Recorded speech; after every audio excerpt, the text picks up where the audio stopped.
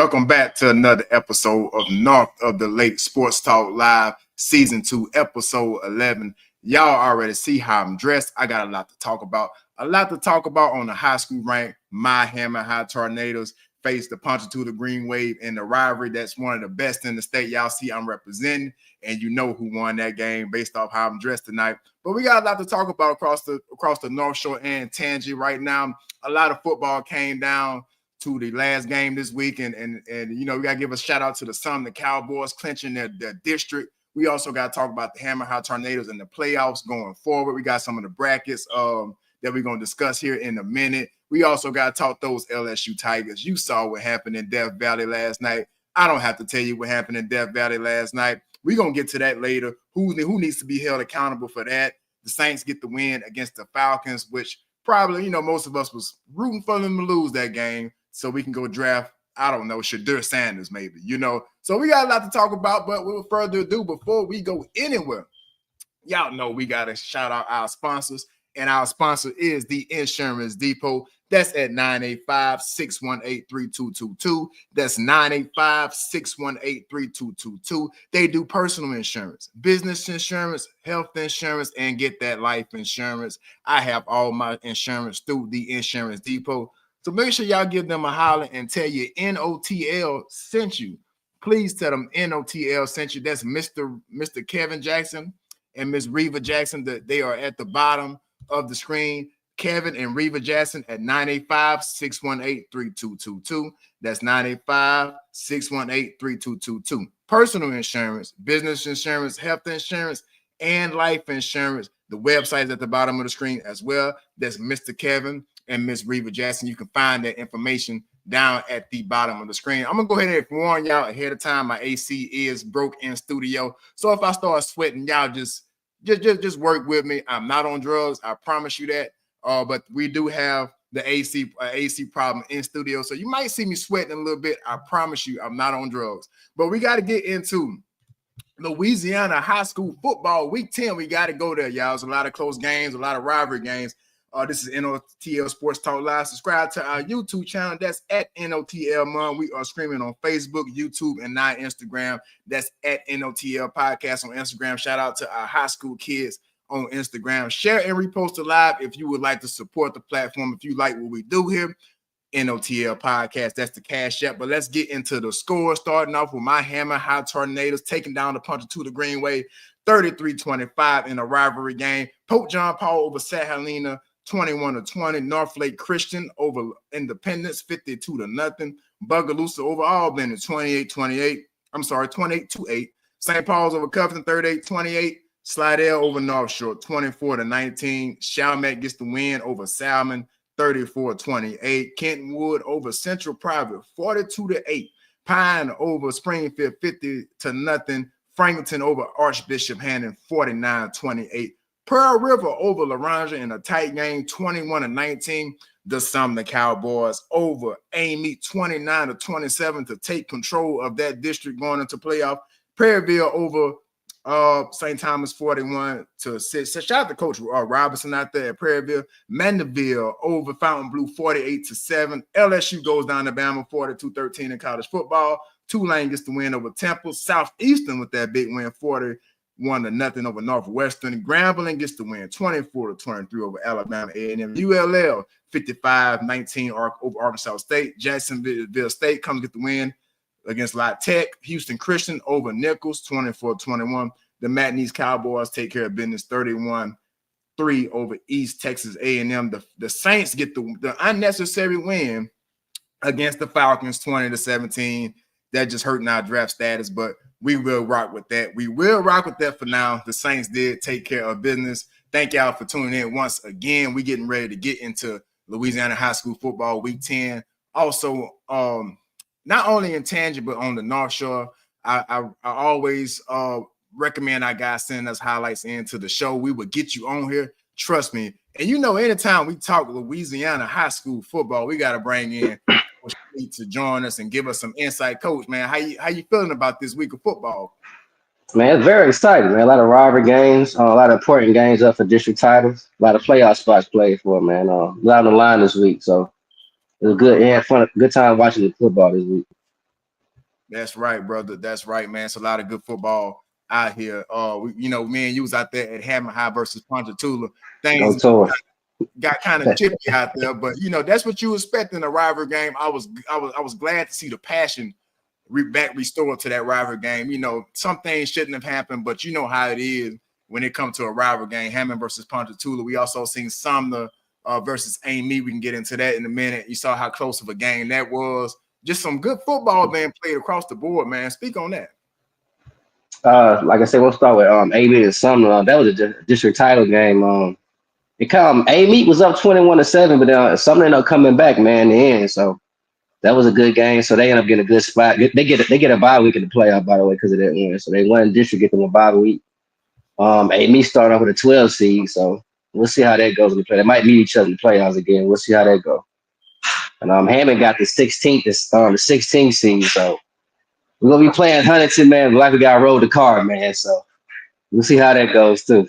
That's I told you that's what I want to see. I want to see us go play the big dog, but we can't overlook Huntington. Hammer High will play Huntington at home for the first time I think in 20 years. I heard Hammer High has a home playoff game. Yes. So shout out to our boy Coach Buckles and the Hammer High Tornadoes. Me and Coach Fleet, both alumni of Hammer High School. Shout out to our Hammer High Tornadoes. First time in 20 years having a home playoff game. Also, shout out to the Sumner Cowboys. The Sumner Cowboys, which I'll touch on here in a minute. The first time in 20 years, Sumner has won District 8-3A. 20 years it's been since Sumner has won that division. So shout out to the Sumner Cowboys as well, man. Shout out to those Hammer High Tornadoes having a home playoff game against Huntington. We wish all of our Tangy schools and on the North Shore the best of luck going into these playoffs. But you already know, man, we got to get some love to our guys. You just mentioned Sumner or the Sumner Cowboys. I got a guy, man, Jamon Dyson out of Sumner, man. Let's talk about him as we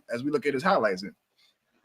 Jamon Dyson, man. Sumner had 326 yards rushing. He accounted for 205 of those in a touchdown. He was a big key when them coming back from that being 2 touchdowns down from that AB Sumner game. So he was the key player in that game, helped them come back and win that game and take district title. Man, shout out to Sumner. We've been having it seems like we've been having a guy on here every week from Sumner representing as player of the week or just giving them some love, man. So shout out to the Sumner Cowboys, man. They doing something right out there. I was mad that I couldn't get to that game on Thursday. They did change that game to Thursday night.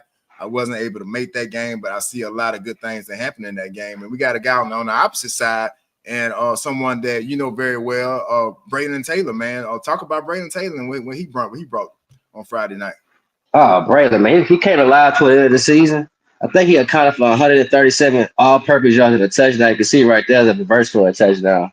Earlier in the second, Amy had 21-7 lead after he was the main reason for that. So, man, shout out to Braylon for that performance he had early on. And you see him going around that right side, getting into the end zone for the Amy Warriors, which is a close-fought game, Coach. We also got another little highlight from him. Let's watch Braylon again. Gonna take a pass right here.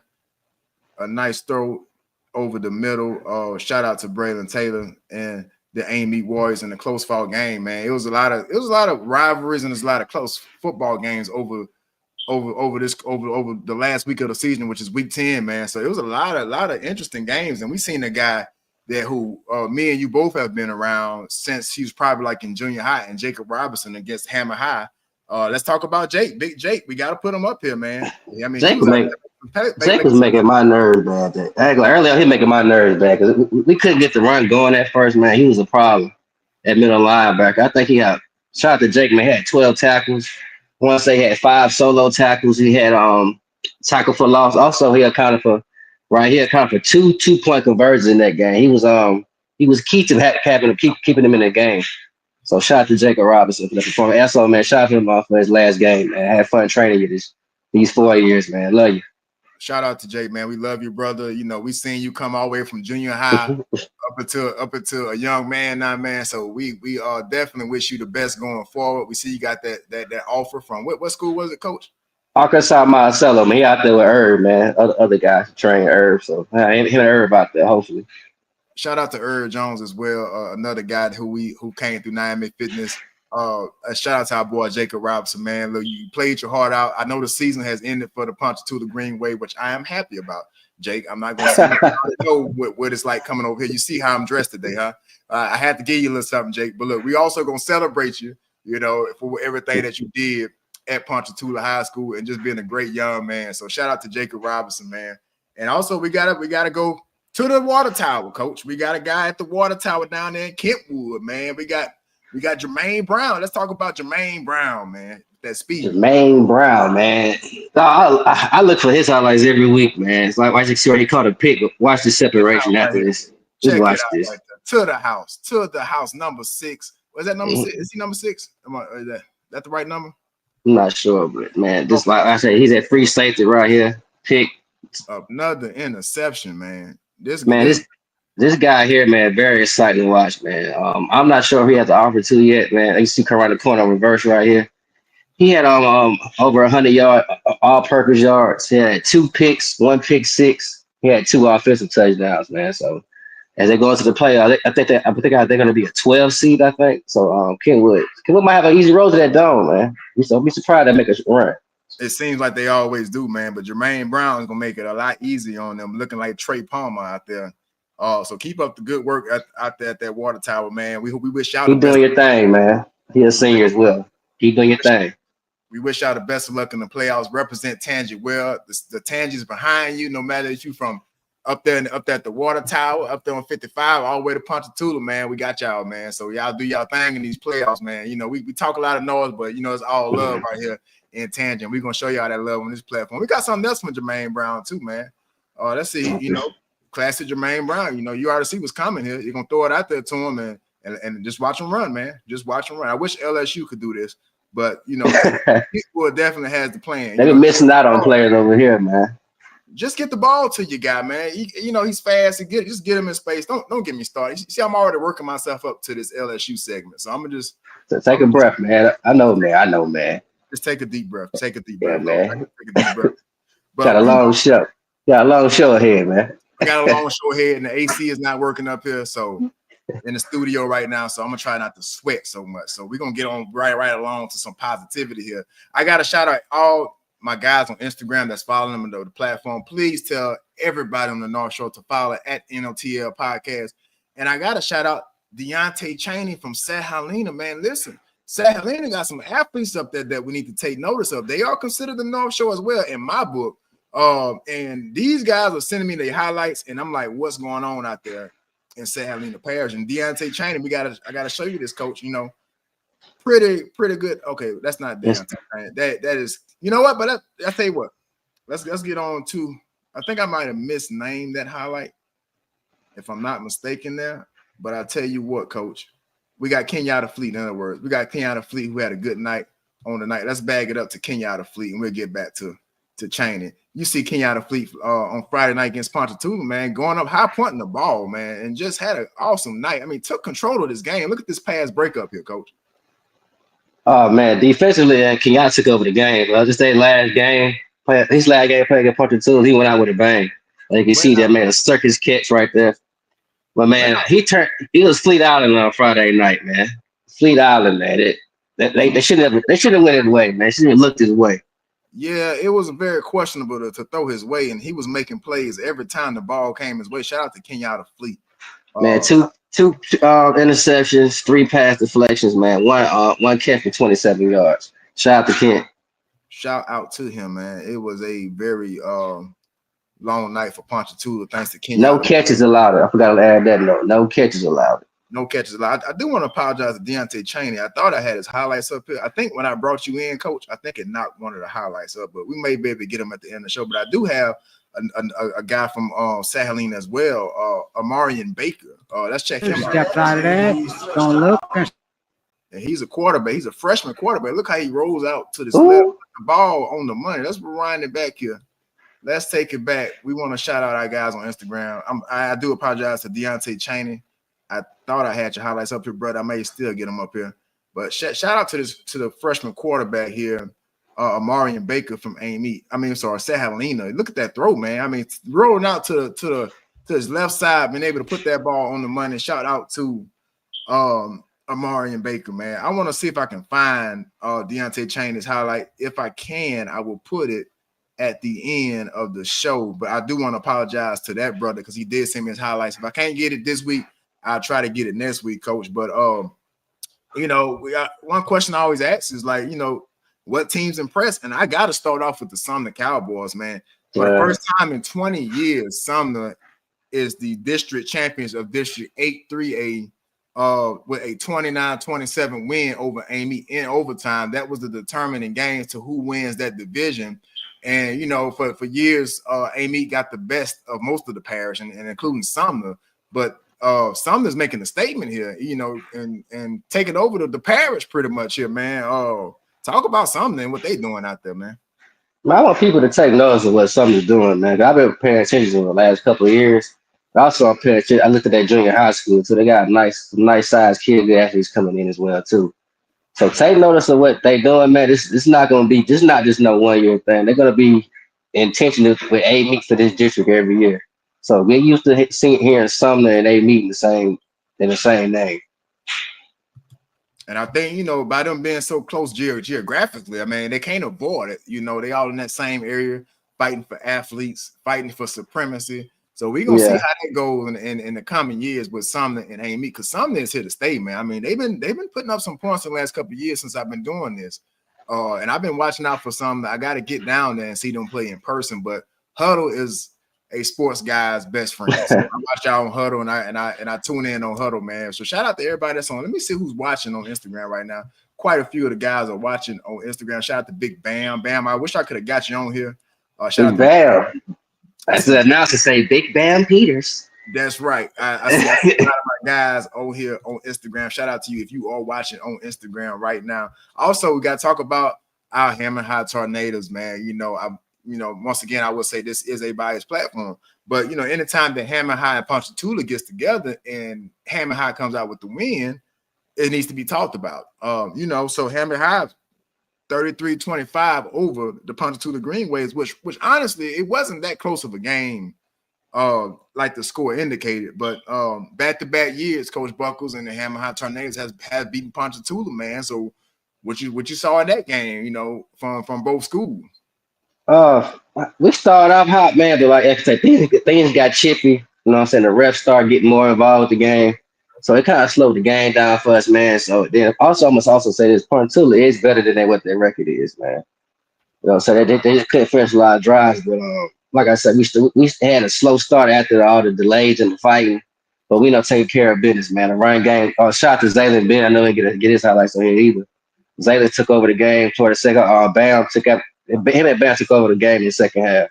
Also, Kenyatta came through on defense second half as well too. So that was sealed the deal for Hammer High. I think Broderick Peters, who we say Big Bam, has been having a fantastic season, man. Just coming through with play after play, whether he's playing tight end, whether they put him at about that Wildcat, and I think he's even playing some linebacker. So shout out to Broderick Peters. I think he has had an exceptional season, right along with Kenyatta Fleet and Zaylen Bennett. Zaylen Bennett might have went over another 150 yards on Friday night against Ponchatoula. Man. His stats 1,400 yards, 14 touchdowns in the season. Yeah, he has been maybe like 3-time North of the Lake Player of the Week. I think he has that record right now. So shout out to Zaylen Bennett, and we wish him the best going forward into the. I want to add one more thing to that, man. I want to also shout out Pat. We didn't get his highlights on either, man. Pat had 5 tackles, 2 tackles for loss.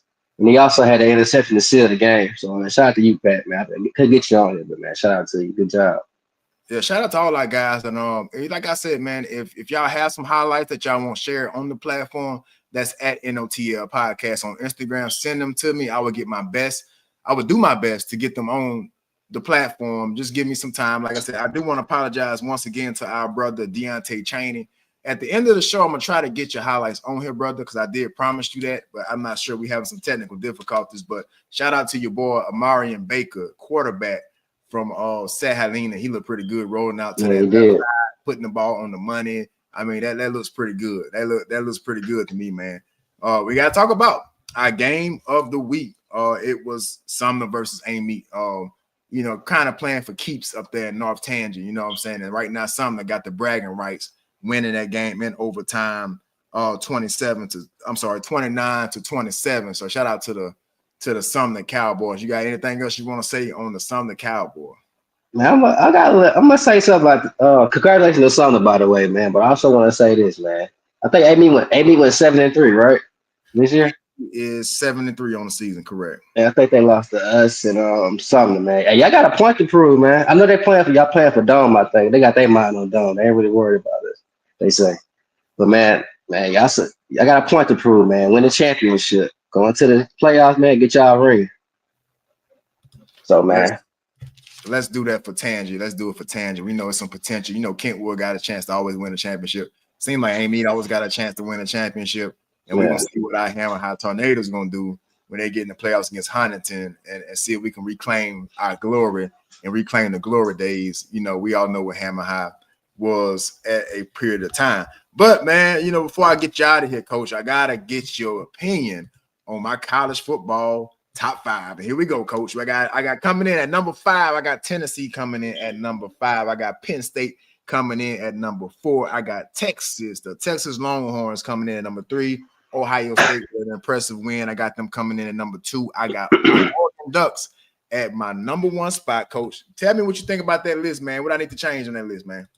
I like it, man. Pretty cool. Pretty cool. Yeah, I think it's pretty good, man. Yeah, I got some people gonna say you're supposed to have Indiana. What you think about Indiana? Let me tell you something, Coach. Let me tell you something. I'm gonna get myself back on the screen here. I don't believe in Indiana. I don't believe I'm just being honest with you. All those lower Big Ten teams, you got to show me. All right. Yeah. if it ain't Ohio State or Oregon, I don't want to hear it. Okay. Until they show me that they can go against the SEC team and win a team with some athletes, I'm not. Mm-hmm. I'm sorry. Who was it? Indiana State or was it Iowa State? Which one? Indiana. You sure? Well, which one? Is it not Iowa State? I thought it was Iowa State. No, Iowa State lost 2 times, so Indiana only see us undefeated right now. They 10-0. Yeah, they got to show me. I don't believe in that. Nah, they can't get my blessing on this platform. You know what I'm saying? But I will say that I am impressed kind of with Tennessee right now. Tennessee is catching some steam right now. Penn State is still here in my list, even though I don't believe in them, but they still in the hunt right now. Don't Georgia play Tennessee next week? I'm not sure on that. Let me check that stat right quick. Let me see if I can figure that out, Coach. I'm not sure if they play Tennessee. Let's see. Yes, they got Tennessee next week. So don't be surprised if they lose that game. I would not be surprised because it's anything. It's like college football is wide open this year, man. So we're gonna see about that. But man, before I get you out of here, talk about them LSU Tigers because I'm getting ready to get into this, and I need maybe some reason, somebody to calm me down, before I come get on here. I'm gonna say this, man. I'm gonna go off the past 2 years. Y'all done have Jaden Daniels. Y'all in the same predicament every year, 6-3 at this point. You know what I'm saying? On the verge of losing the 4th game. But man, I'm gonna be honest, like I don't think he's recruiting like he's supposed to. I don't think he's got the players he's supposed to. I don't see those dominant players. Like I like Lacey and stuff. I like Anderson. I like the running back. What's his name? Durham. Caden Durham. I like him too, man. But I don't see that guy, man. Yeah. I don't see that guy. Also, he's not getting the defense. The defense to me is the most surprising thing. The defense does not look like the LSU pass. When I watched this game, it was like you automatically knew from that first drive that Alabama had. Oh, he broke that 40-yard run? I knew it was it. 80-yard drive? Yeah, I knew that. They looked soft and they just looked like they just wasn't. I'm glad you said that. That's exactly that. They look soft. Yeah. They look desperate on offense and they look soft. Yeah, and that just pretty much gonna lead me into my point, Coach. So let me get you out of here, man. But tell everybody about 9MA Fitness, man. Tell them, it's the end of the season right now for high school for a lot of programs right now, including Ponchatoula. Yes, that was a jab. So guys, what to say? Like come see me. Yeah, they need to come see you. All the programs right now that's out of the playoffs. Tell them what you got planned, man. Tell them where they can find you at and how they can reach you. All right, man. It's off season, so it's the best time of the year, man. So right now for the start, right now it's playoff season start. But if you're a team not in the playoffs right now, you can get at me on Instagram at Coach Fleet _IV, or you can get me on Facebook, William Fleet IV for the 4th. So man, I'll see the start trying me. So get at me. So I'm starting in a couple of weeks. What the day is? Let's see. I will be starting November 15th. That's in 5 days. So get at me. Get ready to start off-season training. I'm doing multi-position training right now. My building is under construction. Will be done soon. So I'll also be adding weight training with that. So right now we're going to start positioning, skill training, footwork. So get at me. Get at your boy. That's Coach Fleet. We thank you for joining once again, brother. I'm about to rip LSU a new one. Oh, Stay tuned for that, man. But we appreciate you joining the program, man. I look forward to coming out there and getting our athletes right. Shout out to Tangi, man. Shout out to you. Any last words? go Tours. Yes, sir. Yes, sir. Shout out to our Tornadoes. Thank you, Coach. All right. We want to thank Coach Fleet for joining the program as usual. Make sure y'all get at my boy if you're training on the North Shore or in Tangi or anywhere in the state of Louisiana, even on the South Shore. You know, we welcome you up here in Tangipahoa Whole Parish. Thank you for joining me. Shout out to everybody that's watching on Instagram, on YouTube, and on Facebook. I appreciate the support. But, you know, without further ado, I got to get into those LSU Tigers. Whew, I'm trying to see where I want to take this, okay? I don't want to get too emotional. I want to kind of stay on the surface with this. I don't want to start calling for people's job, but which I probably will do here in a minute. Anyway, this loss to Alabama was embarrassing for LSU. It was embarrassing for the state of Louisiana. It was embarrassing for the players that represent the state of Louisiana on last night. And, you know, in the past, when LSU played Alabama, I would always tell myself, LSU's the better team, but they just don't have the schematics. LSU has the better athletes, but they just don't have the offense. Or LSU's the better team, or they don't have the quarterback in order to compete with Alabama. And I'm not so sure I can say that this year. Let's be honest. I just told Coach Fleet, right? I just told Coach Fleet from that first drive when Jalen Miro ran like 40 yards for that touchdown run, which was a simple quarterback power. They didn't do anything special. They just lined up my 11 on your 11, and we about to run Jalen Miro right up the middle. That's what they did for the majority of the night. Jalen Miro was fantastic on the ground. Jalen Miro had 185 yards on 12 carries, 15 yards of carries, 4 rushing touchdowns, which is almost exactly the way they beat us last year.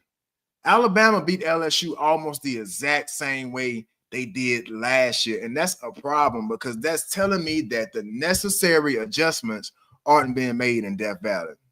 That's what that's telling me. You let a guy in Jalen Miro, which you know he is a run-first quarterback. You know he's not the best thrower of the football, and you didn't take away the thing that he did best. And that's my problem with this LSU coaching staff. That's my problem with Brian Kelly. More of the same. I get on this platform, and I've been saying this all year. LSU's offense is too vanilla. What are they trying to do on offense? There is no running game. There's no extension of the running game. And that's what led to LSU's loss. From that first drive, you knew that LSU was cooked. You know, first drive, Alabama goes right down the field. First drive, Miro 40-something yards for a touchdown. LSU did respond well with a drive right after that. But guess what LSU does? LSU gets down into the red zone and they kick a field goal. And immediately when LSU kicked the field goal, I knew this game was over with for LSU because if Bama goes down and strikes first and punches you in the mouth and you don't punch back with a touchdown yourself, I knew this was going to be a long game at least. I knew it. I knew I knew once LSU kicked that field goal on the first drive that this was going downhill, and I started preparing myself for it. Because you cannot play an Alabama team that's clicking on all cylinders and you're selling it for field goals. You can't do it. You just straight up cannot do it. And that's pretty much what happened to the LSU Tigers. And I just knew once they kicked that field goal, it was going to change everything in this game. And I'm just not impressed. I'm just not impressed with this LSU team talent-wise. I'm not impressed with this LSU's team schematically, the way the plays are being drawn up, especially on the offensive side of the ball. But to be honest, it didn't look good on offense or defense for LSU. And I'm starting to get sick of it, right? I'm starting to get sick of it because it's more of the same. You know, Brian Kelly said that this will his third year will be his best year. That's when he has his program implemented, and that's when he feels comfortable about this LSU team. So, with that being said, I just want to know what's the excuse now, Brian Kelly? What is the excuse, Brian Kelly? What's the excuse? But we're gonna get into Brian Kelly a little bit later. We're gonna get into that a little bit later. But it's the offensive scheme looks elementary. And when I say elementary, it looks like a scheme that a junior high team will run. This scheme is, I mean, to say Brian Kelly is making $10 million a year, to say that your offensive coordinator is making $2 million a year, your defensive coordinator is making $2.5 million a year, it doesn't look good enough for what the price that we are getting. That's just like if you go to the store and you buy, I don't know, you buy a tire for $300, and they saying that this tire should last you 4 or 5 years, and next thing you know, 6 months you got a flat. Now we got a problem, because now you're telling me that the value of this tire is not worth what I paid for it. So now we got a problem. It only lasts me 6 months, and you told me that it would last however long you told me. You told me it would last me 4 to 5 years, and I get 6 months out of it. That's how I'm starting to feel about this LSU coaching staff. It doesn't look elite. And we're going to get into that here in a minute with the next question that I'm going to ask. And we're going to get even deeper into this subject. But somebody has to be held accountable in Baton Rouge. Too many people making money, not enough results. We're looking at an offense that looks very Les Miles like, okay? Some of the same questions that we had for Les Miles, we have now with Brian Kelly. And I think that's an issue. And I remember one of my friends, when we had this, when Brian Kelly was first hired at LSU, we had this talk. Shout out to Ryan Damiano. And I was telling Ryan, I said, Ryan, with hiring Brian Kelly, we are in danger of going through what we went through with Les Miles. And that was kind of old school offense. Not willing to adapt. Not trying to come into the new age of college football. LSU runs no tempo. I think Garrett Nussmeier would be better served in an offense that runs tempo. But LSU does not even attempt to do so. So that's a problem for me. That's a problem for me, and that's a problem just with this with the whole scheme. Look at the defense. Once again, Blake Baker did not contain Jalen Miro. I mean, was there even a plan to contain Jalen Miro? We saw what happened last year with LSU under the former defensive coordinator, Matt House. And I could not tell that we had that LSU had a new defensive coordinator against Alabama this year, because the same thing happened. Miro gassed you, which you know what's his MO. His MO is running the football. LSU allowed 311 rushing yards. Jalen Miro was not impressive on the ground. He was not impressive on the ground. I mean, I'm sorry. He was not impressive through the air. 12 of 18, 109 yards. Very pedestrian. But he threw when he had to throw. He ran when he had to run. And he was running all over this LSU defense. No adjustments. Seems like they had very little plan coming into this game. So it's going to be interesting to see. It's going to be interesting to see what comes out of this. Y'all gotta forgive me. I am sweating. I told you we are in studio. The AC is out in studio. So I'm trying to hold it together here. And LSU is not making it any better with how they played last night. And I told Coach Fleet I was going to try to hold it together. But, you know, last week I did a video when LSU lost to Texas A&M. And I said, y'all, you can't blame Garrett Nussmeier. The scheme is kind of what it is. The scheme is not helping Garrett Nussmeier at all, but Garrett Nussmeier made some big turnovers in this game. The first fumble, the sack fumble that Garrett Nussmeier had pretty much changed the outcome of this game.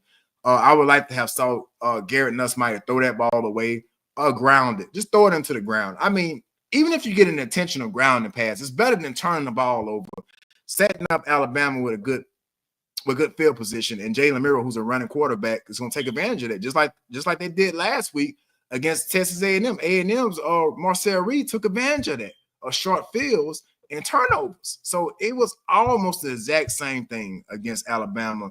I didn't see any adjustments. I don't see this team getting any better. The offense lacks creativity. somebody has to be held accountable, and that starts with the head coach and Brian Kelly. Somebody has to be held accountable for this because LSU is a top 5 program in college football. When you talk about brand, when you talk about the talent that the LSU has produced, this is a top 5 program in the country. Okay, so there is no reason why they should be getting embarrassed in Death Valley, in one of the hardest places to play in college football. You are getting embarrassed by Alabama and Kalen DuBois. Nick Saban is gone. We all thought we could take a deep breath. Oh, Nick Saban is gone. LSU has a chance now. But now we have a situation to where our $10 million coach is getting out-coached by most of the SEC. You saw what Shane Beamer did with South Carolina, which LSU should have lost that game had Leggett not went down. I think that's the name of their quarterback. I can't remember South Carolina's quarterback's name, but should have lost that game had South Carolina's quarterback not went down. You saw what happened against USC. And it's starting to become a trend of Brian Kelly and his coaching staff getting out-coached. And that kind of leads me into my next question is LSU's playoff hopes. LSU's playoff hopes. Is it gone? Is LSU playoff hopes gone? Who's to blame? And I've been calling this coaching staff out consistently. If you have been watching the platform, I pretty much have been calling this out all season. And I've been trying not to be biased. I don't like calling for nobody's job. I don't care if you're working at Walmart. I don't want to see you lose your job. But at the same time, somebody needs to be held accountable. It's a lot of money on this LSU coaching staff. It's a lot of money on this LSU coaching staff. And I need to see better results for the money that they are getting. I have to see some type of improvement. I don't see any improvement year after year. Just like Coach Fleet brought up a good point. Coach Fleet brought up a good point in saying that had it not been for Jaden Daniels, we don't know what LSU would be right now. I think Jaden Daniels was a Band-Aid for this LSU team. Jaden Daniels was able to create. So it kind of masked some of the offensive problems that LSU had, some of the coaching and some of the problems that they had talent-wise as well. You saw what happened last year with LSU's defense. Wasn't able to stop a cold in the summertime. But Jaden Daniels was able to mask a lot of that by scoring 45 points a game, 50 points a game, putting up all these amazing numbers. Now you don't have Jaden Daniels. Now you don't have a guy that can't extend plays and run for first downs. Now you have Garrett Nussmeier, who is a stationary quarterback who's not going to run the football, who's not going to improvise. And now you see what's happening at LSU. Brian Kelly as a coach is being peeled back. The onion is being peeled back on Brian Kelly. And I think you able to see Brian Kelly for the coach that he truly is. So going forward, it's going to be, I think Brian Kelly will get another year. I mean, that's to be honest. The contract is too big for the LSU to get rid of Brian Kelly. But going forward, how he finishes this season and how he starts next season is going to be very key to Brian Kelly and how we are going to judge Brian Kelly and how Brian Kelly will be perceived by the LSU fan base. And LSU has an impatient fan base. LSU fired a guy in Les Miles who won a national championship. Ed Orgeron, who won a national championship, was fired. Brian Kelly ain't got no natty. Brian Kelly ain't got no natty. So, in my opinion, he's on the hot seat right now. The seat is warm. It ain't even lukewarm right now. It's a little hot. Like I like my showers. I like my showers hot. I don't like lukewarm. I like hot. And right now, the hot seat in Baton Rouge is hot. I ain't gonna say it's burning up because of that money, because of that contract. But that hot seat is hot. It's like how I like my showers. I like to sweat a little bit when I'm in the shower. I like it to be a sauna. And that's what it's like in Baton Rouge right now. I see a lot of people on Facebook. I see a lot of talk. I'm in a lot of these message boards here on Facebook, and I'm on some of these. I'm telling you, it's hot right now in Baton Rouge, just like I'm hot in the studio right now. If you're just joining me, my AC is out in the studio. If somebody know an AC mechanic or whatever case, please send them my way. I think I just need to change my filter, but it's hot up in here, and I'm hot. And the hot seat in Baton Rouge is hot under Brian Kelly. So we all hot. We just hot up in here.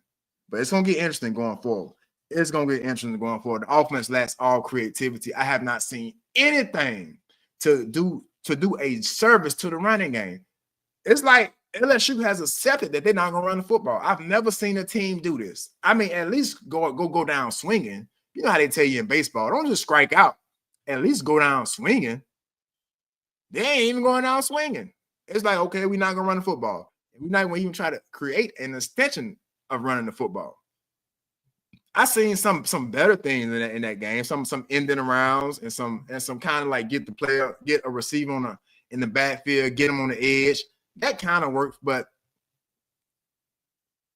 I don't see elite coaching on the offensive side, particularly on the offensive side of the ball. I have seen we have seen LSU's defense play well, but LSU's offense has been a concern. I've been saying it here on this platform. You can go back and watch my old videos. I've been trying to warn you guys against this for getting too up on LSU because I've been seeing, I said, once LSU faces a comparable defense, this offense is going to be exposed, and that's what we've seen against Alabama. I'm sorry, a comparable defense. I think that's what I said. Once LSU faced a comparable defense, this offense will be exposed, and that's what happened against Alabama. Alabama is Alabama with or without Nick Saban. We see that now, and they was exposed on offense by a superior game plan, and that's what leads me in to this next topic. I talked about the studio, how hot it is up in here, but we got to talk about how hot it is underneath Brian Kelly's ass right now, because Tiger Nation is not going to deal with this Brian Kelly. That's 3 losses. Les Miles won a championship. Ed Orgeron won a championship, and they was fired not too many years after that championship. Les Miles. I'm sorry, Brian Kelly. I got Les Miles on my brain now because honestly, this looks like Les Miles at the end of his tenure at LSU. I'm an LSU fan. If you're an LSU fan, you know exactly what I'm talking about. Those Les Miles years towards the end look very much like what Brian Kelly looks like right now. Inconsistency on offense. Cannot and will not. Well, I'm sorry. I'll take that back. Les Miles at least had a running game. During the Les Miles era, we was praying for a quarterback. We was praying for a guy who can throw 200 yards a game. Well, we got a guy that can throw 200 yards a game. Now we don't have a running game. So, universe, you won on universe. You won. The universe won. All LSU fans wanted was a quarterback. We got a quarterback. Now, for the life of us, we can't run the football. LSU cannot run the football. I prayed for years for a quarterback. My praying led to Joe Burrow and Jaden Daniels. But guess what I didn't pray for? I did not pray for a running game. I did not pray for a running game. It's the things that you take for granted. It's the things that you take for granted in life that always comes back and bite you. And that's what happened with the LSU Tigers. I didn't pray for a running game. I prayed for a quarterback. All these years. And you know what the good Lord gave me? He gave me Joe Burrow. He gave me Jaden Daniels. Generational talents. And now I took it for granted. I have to repent. I have to repent. We all need to repent. We all have to repent. It's already hot as hell in the studio. So I don't want to see what the other side is like. But that's what LSU is dealing with this right now with Brian Kelly. Let's talk about Brian Kelly, right? Let's talk about some of the notable losses that Brian Kelly has had. Okay, I got it wrote down here. You see my notepad? I got it wrote down here, right? Loses to Alabama first year. Okay. Wins in overtime with Jaden Daniels, who's a generational talent. Let's talk about what LSU will be without Jaden Daniels. Brian Kelly is 1-2 versus Alabama. The only win came in overtime, which a game that Jaden Daniels literally took over that game. All right. First season, he gets blown out by Tennessee. Tennessee put up 40 points on LSU. I think it was like the score of something like 40-10 or something like that in his first year. Brian Kelly is 1-2 versus Texas A&M. Has only beaten Texas A&M one time in his 3 years. 0-2 versus Florida State. Okay. Did not beat Florida State in any of those opening games. Lost to USC this year. lost to Ole Miss last year. Okay, that's what Brian Kelly has done at LSU. I'm just calling out the facts. Do what you want with it. But right now, I'm not impressed with Brian Kelly. I'm not impressed with this scheme. He keeps talking about the process. Well, the process is not working. And I know I even heard on the broadcast, I think Kirk Herbstreit was saying that, well, it's not the talent. LSU doesn't have the talent. I would kind of push back on that. I push back on that because I think LSU does have talent, particularly on the offensive side of the ball. The players aren't being schemed up in ways that can get them the football. Kyron Lacey didn't get the ball nearly enough. Aaron Anderson, I don't think you call Aaron Anderson name one time against Alabama. Caden Durham is doing the best he can, but they're running a guy who is a track star up the middle. LSU's offensive coordinator is running a track star up the middle. He has not really tried to get them on the edge one time. Let's talk about that drive before halftime. I want y'all to go back and look at that drive before halftime. It was the worst thing I've ever seen in my life.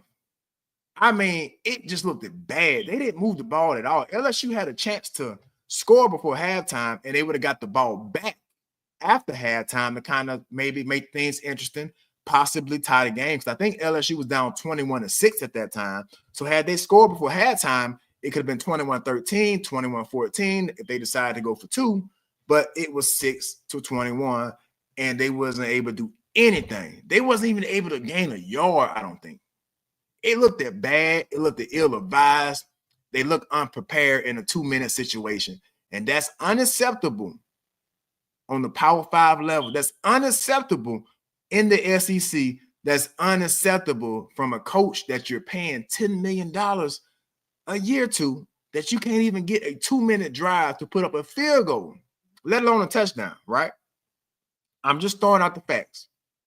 I think Brian Kelly will get another year, but Brian Kelly is officially on the hot seat right now in my book. Just like I'm in studio. Y'all see me sweating. AC is out in the studio once again. And it's hot up in here, just like it's hot under Brian Kelly's ass. Okay? Because this is unacceptable for LSU. I'm sorry. This is unacceptable for LSU. I don't care. Y'all can say, well, man, you're being too emotional. Y'all give them another chance. It's year 3. More of the same. If you was voting for a president, if you had Brian Kelly, maybe I shouldn't use this analogy, considering what just happened. But you get what I'm saying. If you had to vote for a guy and then you keep seeing more of the same from this guy, why would you vote for that guy?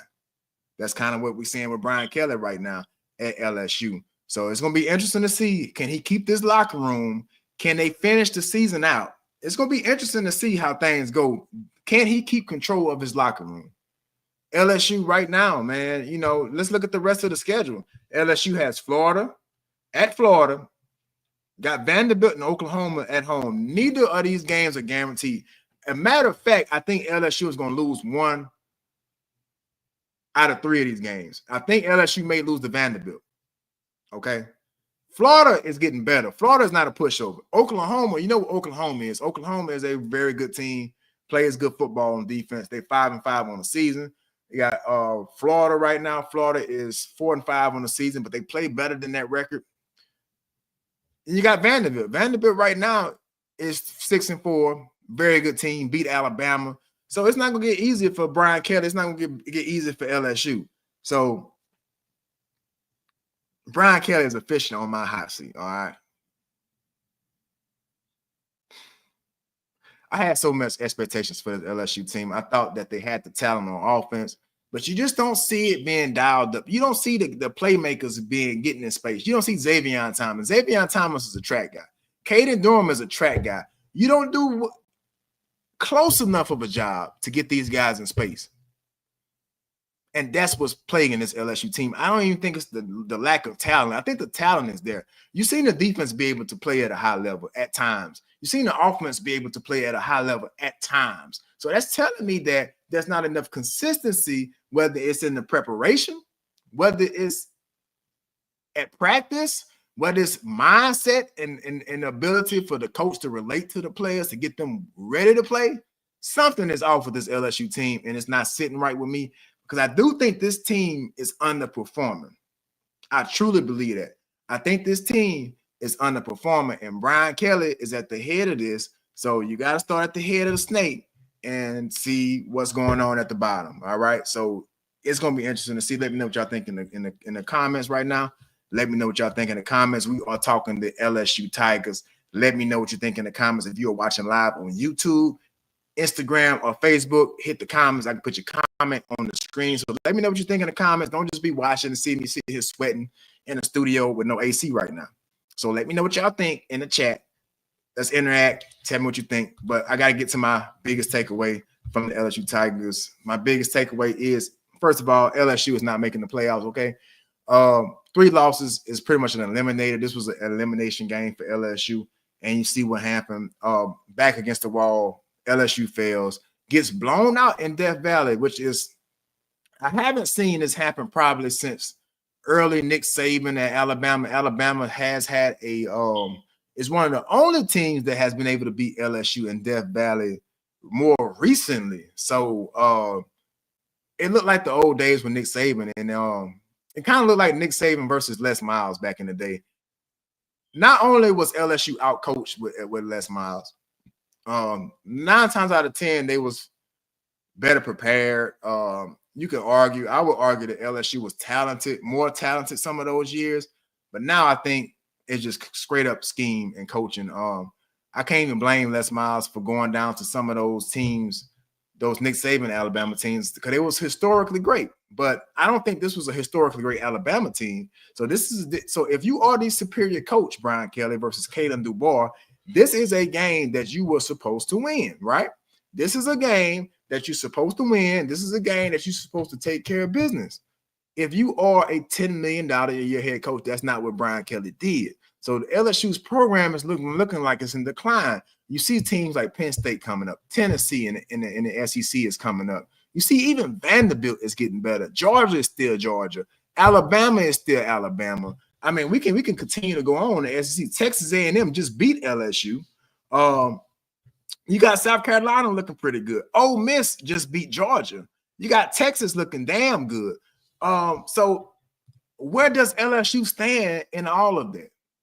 Where does LSU stand in all of that? And you got to ask yourself the question is, LSU might be the 6th best team in the SEC right now. That's unacceptable. I think it's time for change. Not now, but in the near future, if Brian Kelly and this coaching staff cannot get it together. That's my final take. I don't want to spend too much time on this topic. Thank y'all for listening to that. If you got any questions or comments, please leave it. Even if you are not watching this live, please leave a comment. Please share the live. If you are watching this live right now, please share it right now, because I'm sweating in this studio to get y'all this sports talk live right now. So we gotta get the ACC fixed. I think it's just a filter, to be honest with y'all. I'm gonna change that filter and see how it goes. But your boy is sweating a little bit right now. So, but I'm gonna go ahead and get to my college football top 5. My college football top 5, man. Let me know what y'all think. I have it on the screen as we speak right now. This is NOTL's top 5. And at number 5, we got Tennessee. The Tennessee Volunteers coming in at number 5. I like Tennessee. I like their quarterback. I think they play great defense. That's all recipes for success. The quarterback, DJ Ugla. I might be saying the wrong guy's name, but the quarterback with the hard name that goes to Tennessee, he is playing fantastic right now. Penn State coming in at number 4 right now. Penn State still hanging in there, right? You know, I'm not a big believer in Penn State, but until they show me otherwise, I do have Penn State coming in at number 4. And in front of them, I got the Texas Longhorns. And I've been telling you all year, I think Texas has 2 quarterbacks that can win them a national championship, in Quentin Ewers and also Arch Manning, depending on whoever they decide to go with. You know, especially with injury. We saw Arch Manning come in at the beginning of the season when Ewers went down. So I got Texas coming in number 3 under Steve Sarkisian, I believe, in the offense that he's running. And at number 2, we got the Ohio State Buckeyes. Ohio State with the big win over the weekend. Ohio State looks like they can continue to get better. They did go down to Oregon in a close game, but I think this Ohio State team has not seen their best football being played yet. So I got to give Ohio State the number 2 ranking right now. That's what I'm seeing in college football right now with Ohio State.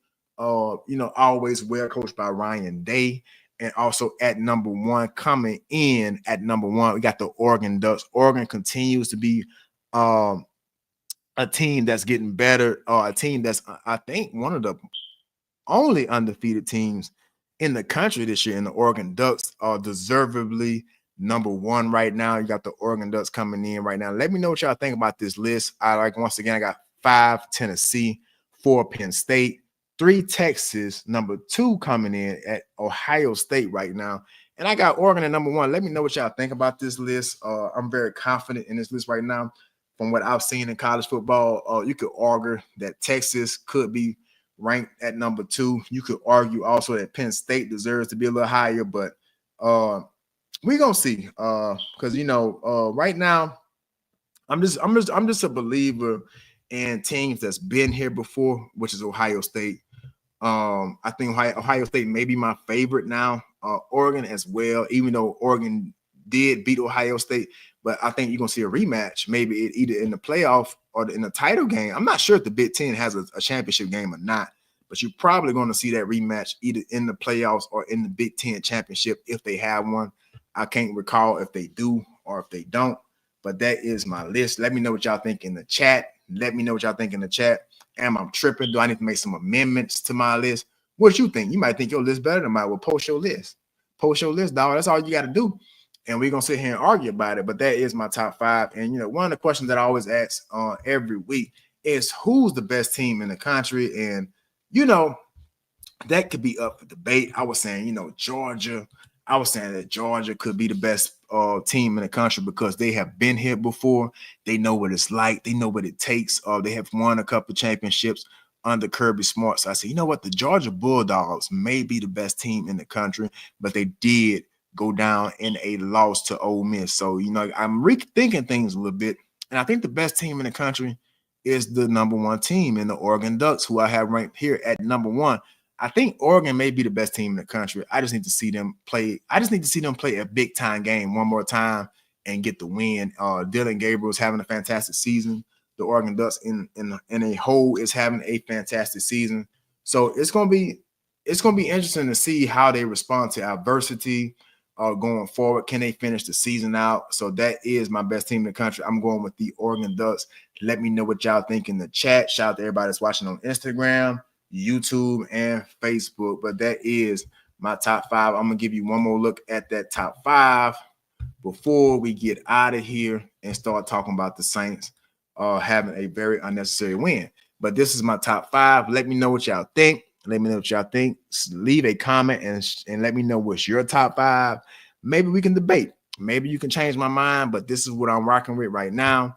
I think Oregon may be the best team in the country. Don't sleep on Tennessee. And you can't sleep on Texas as well after that loss. They have been playing pretty good football. So let me know what y'all think about that. But that is North of the Lakes top 5. Let me know what y'all think in the chat, man. But, so far so good. All the scores are at the bottom of the screen. Thank y'all for tuning in. But we got to talk about those New Orleans Saints. The Saints stunned the Falcons in the Superdome 20-17 in a close fought game. Pretty much the Saints opened up a can of whoop ass and pretty much didn't look back. I mean, this was an impressive game by the Saints, and the Saints have potential to have these type of games. I mean, you saw what the Saints did at the beginning of the season, going 2-0, scoring 40 points against the Panthers and the Cowboys, but then the Saints lose 7 straight games after that. I mean, it's been kind of like either very good or very bad for the Saints. No in between. But they were able to get the win against the Atlanta Falcons that brings the Saints to 3-7 on the season. Derek Carr had a very efficient game. He was 16 of 25, 269 yards, 2 touchdowns. Alvin Kamara added 55 yards on the ground. And Marquez Valdez-Scantling, who just came and signed with the Saints 2 weeks ago, was the best player on the field. He had 3 receptions, 109 yards, 2 touchdowns, probably the MVP of that game. Probably one of the best performances that the Saints have had all season in a close fought game. You know, both of those blowout wins was what they were. But both of those teams, you look back, the Cowboys are not that good. The Carolina Panthers are sure the hell not that good. So I think this is the most impressive win that the Saints have had in a close game, like Alvin Kamara was talking about. Well, if you can blow a team out, cool. But it's those close games that matter. Or Alvin Kamara had that quote after one of those games. And this is a game, like Alvin Kamara talked about, that they had to have in the close fought game. Kirk Cousins looked very pedestrian at times. Kirk Cousins did have 306 yards on the ground, but he did have a costly interception. The Falcons ran the ball pretty well, 181 yards on the ground. Bijan Robinson had 116 yards, 2 touchdowns, pretty good game by him. They didn't run the ball terribly, but the Saints did what they had to do, and that probably was not in the Saints' best interest. When it comes to draft picks, you know, this was a game. I'm not even gonna lie, as a Saints fan, I was hoping that they dropped. To be honest with you, I was hoping that this was a game that the Saints kind of dropped, you know, but they decided otherwise, and they were able to get the win.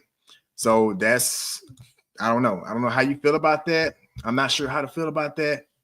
But you know, it is what it is. They got the win against the Falcons. Shout out to New Orleans Saints. But they are 3-7 on the season. I think the season is pretty much over unless a miracle happens. I mean, the Saints will have to pretty much win out to even have a chance to make the playoffs. But you know, I think most of Who Dat Nation is kind of like in the same boat with me right now, and they're kind of saying, like, you know what's the point of winning out?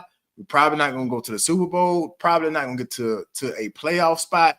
So I think most of Who Dat Nation right now is saying, just tank this thing up, man. Just tank it up. You know what I'm saying? Just go ahead and get Shadur Sanders or Quentin Ewers or one of these guys out the draft, or even you got out of Miami, Cam Ward. I think it's time for the Saints to draft a quarterback. I think a lot of Who Dat Nation is wanting the Saints to draft a quarterback. So it's going to be interesting to see, you know, what the Saints do going forward. I mean, a lot of effort was given into beating Atlanta Falcons, and you kind of know how it is. I don't know if you've ever been on a team where the head coach is fired and they put a guy in his position to take over. And I don't care if that guy is the most unmotivated coach that you ever seen. It's something about a coach taking over after a guy that just got fired. It's something about that, because it seems like the team play their ass off for the coach, the interim coach. And I already knew the Saints was going. I kind of felt that the Saints was going to win this game because they had that extra energy. They had that extra motivation. They had that extra motivation going into this game. I said the Saints probably going to win this game because they motivated. They got a reason to play. They want to make, you know, they want to make a statement. And that's exactly what they did against Atlanta Falcons. You can kind of see it coming. And that's exactly what happened against the Atlanta Falcons, against the rivalry. And you just never know what's going to happen in rivalry games like this with the Saints. I mean, pretty much even match game. I mean, like I said, the Saints kind of got out to a big lead, 17-7 before halftime, and did just enough to win. I mean, if the Saints could have kept this type of consistency on offense, played well enough defense, and stayed healthy, I'm not so sure the Saints are not sitting at maybe like I don't know how many games has been played so far. I'm not so sure the Saints aren't sitting at 7-3 versus 3-7. So that's the difference, is injuries and just being able to keep up that consistency in close games, because the Saints did lose some close games early on, you know, 15-12 versus the Eagles. Week 4, 26-24 loss to the Falcons. The Chiefs are the Chiefs, deservingly losing that game. The Broncos probably would have been a better game had the Saints been healthy, 33-10. The Chargers are the Chargers with an elite quarterback. That's the difference there, 26-8.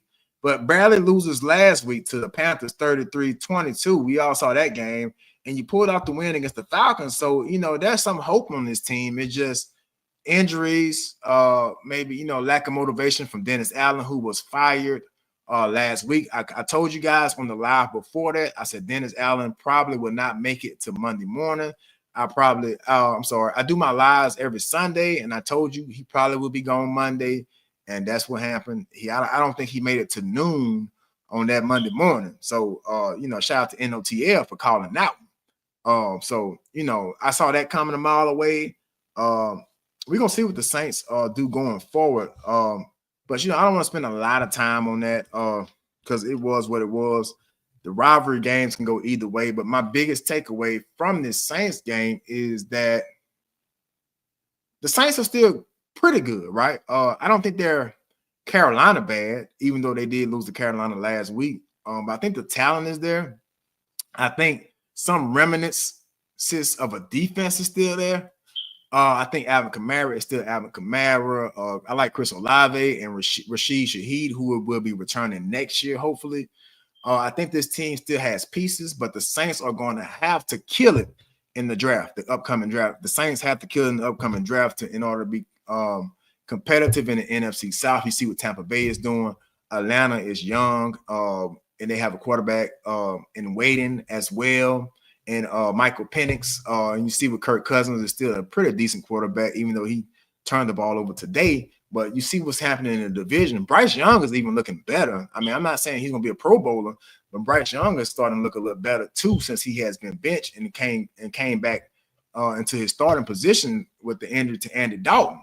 So, it's going to be interesting to see what happens going forward for the Saints. But I do think the Saints are still talented. I think the right coach can turn this thing around pretty fast, just like Sean Payton did when he came in 2005 and signed Drew Brees, and the rest is history. The Saints was relevant for over 15 to 20 years. I say 15 years, about 15 years. Under Sean Payton and Drew Brees, and you know what happened there. We got one Super Bowl later. Happiest year of my life, 09 Saints team was the happiest. That was the happiest year of my life. Probably the happiest year of most Saints fans' life if you were not there. I remember I was talking to my guy, Tay, who graduated from LaRonja last year, and I didn't realize how old I was, right? So I was asking him, I said, man, do you remember? I think Tay's like 19 now. I said, do you remember when the Saints won the Super Bowl? And he was like, no, man, I don't remember that. I was like a baby. I'm like, wow, bro. It got people on this earth that has not seen the Saints win a Super Bowl. That's crazy, right? That's crazy to even think about that. I mean, you had to be there. I feel bad for anybody who didn't see the Saints win that Super Bowl because I don't know how long it's going to be before they win another one. So I'll leave you with that. I will leave you with that. But let's look ahead to the Saints versus the Browns next week. I don't know what's going on with the Cleveland Browns. I'm not sure if Deshaun Watson is going to start. I'm not sure if Jameis Winston is going to start. Well, yeah, Deshaun Watson is on injury reserve, so I do believe Jameis Winston will be making a return to the Superdome. Shout out to our guy Jameis Winston. We all love Jameis Winston here in Louisiana. Jameis Winston is one of my favorite players all time. Ever since he was at Florida State, when he tried to start a game that he was suspended in. Jameis Winston, if you don't know this, go do your homework. But Jameis Winston is the only quarterback in history that was suspended and still tried to play the game. Ever since then, I've been a massive fan of Jameis Winston, my boy. So he will be bringing his talents back to New Orleans against the Browns on the 17th at 12 p.m. in the Superdome. Saints versus Browns. Derek Carr did play a pretty good game last week. Alvin Kamara is probably having one of the best seasons of his career, 660 yards on the season, 6 touchdowns. I hope he can go over 1,000 yards. Cleveland Browns has a player, Jared Judy, who we all familiar with. The Saints have to watch out for. Chris Olave is on injury reserve. So is Rashid Shaheed. So the Saints are going to be down a few more players. But Taysom Hill is back. So this is a game to watch. How are the Saints going to respond to this game? A team like themselves who have not won many games. Let's see what the Cleveland Browns record is on the year. The Cleveland Browns are the exact same records as New Orleans Saints. They're 2-7 on the season. So it's going to be interesting to see how they respond. Right now, ESPN do have the Saints as the narrow favorite. I mean, a narrow favorite, 50 to 49% who they think going to win. That's according to ESPN analytics. So that's going to be something to watch for the Saints. But the Saints do play the Browns next week on Sunday at high noon. So we're going to see how that works out for the New Orleans Saints. But shout out to Jameis Winston coming back to the Super Bowl. Let me know who y'all think going to win this game. The Saints got the Browns in the Superdome. This is a game that I really hope the Saints lose, to be honest with you. This is a game that they can win, but for the sake of the future, for the sake of draft picks, we need a quarterback. And I know I wasn't going to say we today, but I'm part of Who Dat Nation. So The Saints need a quarterback. All right. The Saints need a quarterback. I like Shadur Sanders. I'm being honest. It's for me, it's either Shadur Sanders or Cam Ward. I'm kind of caught in between those two, between Shadur Sanders and Cam Ward. Let me know what y'all think about that. I like Shadur though, even though Shadur does hang on to the ball a little too long, but I like Shadur. But talking about Shadur, I meant to get into this. I didn't put it as a topic, but shout out to Coach Prime and shout out to Colorado, the Colorado Buffaloes right now. They are playing great football. I made a video about Coach Prime earlier in the season with some criticism. It wasn't hate, but it was criticism of some of the ways he was acting in those post-game conferences. But since then, Colorado has been on a roll. Colorado right now is what is their record? 7-2 right now. They are second in the Big 12.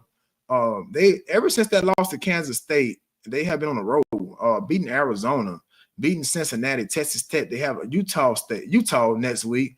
They have Kansas and they have Oklahoma State to finish out the season. So if Coach Prime and Colorado can win out, they are looking at a playoff spot. So, give credit where credit is due. Criticism, anytime I criticize somebody, I can come back right with a compliment and give credit where credit is due. I mean, it is what it is, but they are looking pretty good right now. I got to shout out them right now in college football. Travis Hunter looks like he's going to be the favorite for the Heisman right now. So shout out to Coach Prime in Colorado for putting things together. Now it's time to talk your talk, Coach Prime. I would still wait until, the end of the season, but you have turned that Colorado program around. Shout out to Shadur Sanders. Shout out to Travis Hunter. Shout out to Coach Prime. Like I said, I was critical of Coach Prime, but he's doing it. He's doing his bidding right now. He's doing his thing right now. So shout out to Coach Prime. Shout out to everybody that's watching on Instagram right now. Shout out to everybody that's on Instagram, on Facebook, as we get ready to end the show. I do want to apologize once again to Deontay Chaney. Let's see if we can get your highlights on here, my brother. Something happened to where I could not get your highlights on here, and I hope I clicked the right thing here. Let's see. One back set. I do believe. No, wait. Baker calls for the ball. Snap. 3-step drop. Got good pressure. Steps out of there. Don't look and stop. He fetches man and throws it. Touchdown! But that was Amarian Baker. So shout out to him. I'm sorry, Deontay, bro. I could not get your highlights on him for some reason, man. But we will try to get you on next week. Shout out to all our tangent guys.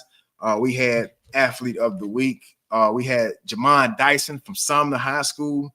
We had Braylon Taylor from Amite High School. We had Kenyatta Fleet of Hammond High School. We had Jacob Robinson, and we had some guys sending some highlights. Shout out to Amarian Baker. Shout out to Deontay Chaney. Chaney, I promise you, brother, I would try to have you here next week. I just cannot get your highlight up for some reason. I'm not sure why. Jamon Dyson had 203 yards rushing. Braylon Taylor, 137 all-purpose yards and a touchdown. Kenyatta Fleet, 3 pass breakups, 2 interceptions, 0 catches allowed. Really took control of that game. Shout out to Jacob Robinson, who was on the opposite side of the field against Hammond High School, 12 tackles. Fantastic season, fantastic young man. It had a 2-point conversion. I thought if Ponchatoula would have kept you at running back, Jake, we would have some problems on our hands, man. I don't know why they didn't stick with that, man. But I'm not gonna get on here and say anything like that. But I'm just saying. I mean, I was scared when they put you in that for that 2-point conversion. I was legitimately scared. Okay, but shout out to number 7. That's Jacob Robinson from Ponchatoula High School, y'all. I think this is where I'm gonna wrap things up. I thank y'all for tuning in for another week of North of the Lake Sports Talk Live. Season 2, episode 11, man. I thank y'all for y'all continued support. Look out for the clips coming soon. I'm going to post the high school clip. I'm going to post LSU and the Saints. All my takes will be broken down. So shout out to everybody that is watching on Instagram, man. I appreciate y'all once again. Shout out to you guys. Please share my live. Please add me on Instagram and on I'm sorry, not on Facebook, but on YouTube. That's NOTL Mon on YouTube. If you are watching right now, please subscribe to our YouTube as well. That's at NOTL Mon on YouTube as well. And you see it at the bottom of the screen. That's at NOTL Podcast on Instagram and on Facebook as well. And on Facebook, you can find me at Amon Ciparan on Facebook. And our Facebook is an NOTL Podcast as well. Couple more days before we can scream on that Facebook page, NOTL Podcast, but go ahead and add us on Facebook as well. But y'all, I'm signing out. Thank y'all for tuning in for another week. I thank y'all for y'all support. The playoffs, high school playoffs is next week. Hammer High at Huntington. I didn't get a chance to look at anybody else's, but if you are on the North Shore, if you are playing here in Tangent, good luck to y'all, man. Make sure y'all represent for your school, for your city, and for your parish. Thank y'all for tuning in, man. Check in with me next week.